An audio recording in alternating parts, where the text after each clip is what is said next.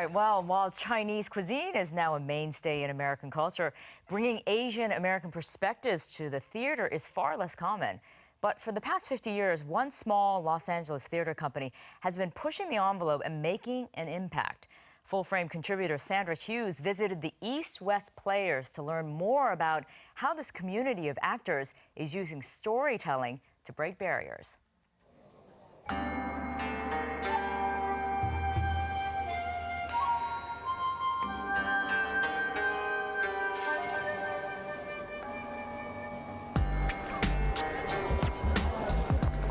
In the heart of Little Tokyo,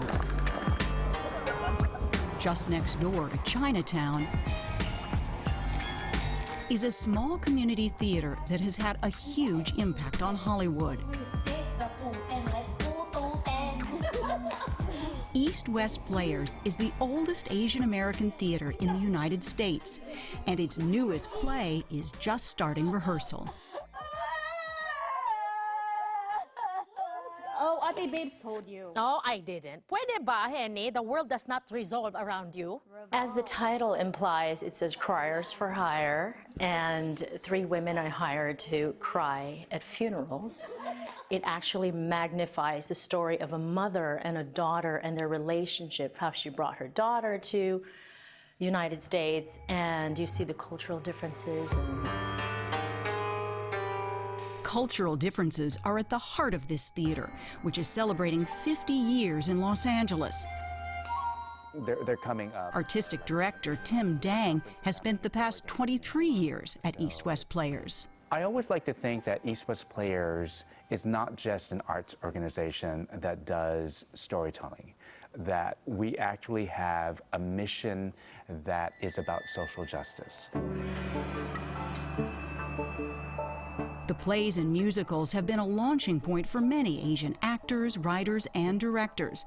The current 240-seat theater is the 3rd home for East-West Players in its half-century run. So what is the percentage of the audience ethnically? It's quite a mixed bag. East-West Players' audience naturally pulls from its Asian neighbors, but is as culturally diverse as the shows each season. I think what's really important is storytelling and advocating for our stories to be part of the American fabric. That was exhausting. Yes, I am sleeping with you. Sleeper. In talking such a manner. Oh, you mean it's tiring? Chinglish is a play by Tony Award winner David Henry Wong and starred Chinese-American actress Kara Wang last year. It was the highest-grossing play in East-West history. It tells the story of an American businessman in China. When doing business in China, always bring your own translator. He falls in love with a Chinese woman. The story goes deep into the differences in relationships between Eastern and Western cultures. It was the highlight of 2015 for me, because the truth is, as a female, let alone an ethnic female, there are not that many roles like that, that you're gonna get a chance to do in a lifetime. What's happening, hot stuff? Hollywood hasn't always been kind to Asian actors. Oh, sexy girlfriend! Roles have often been limited to stereotypes. Actor GEDDE Watanabe felt lucky to find movie work in the 1980s when he landed a role in 16 Candles. But that role caused a backlash from Asian Americans who saw the film as all that was wrong with how Hollywood portrayed Asians. It's getting better. The roles for Asians is getting better, certainly since the 80s.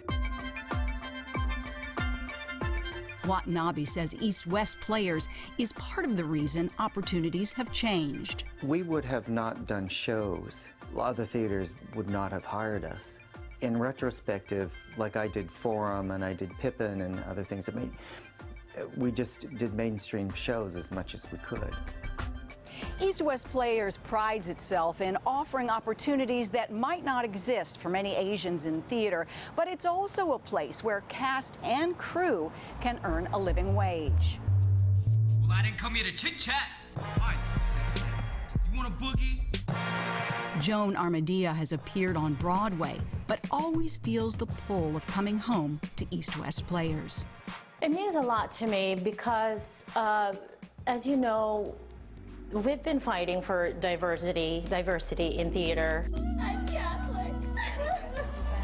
And while that fight has produced some change in Hollywood, East West Players is still just as relevant today, 50 years after its first opening act.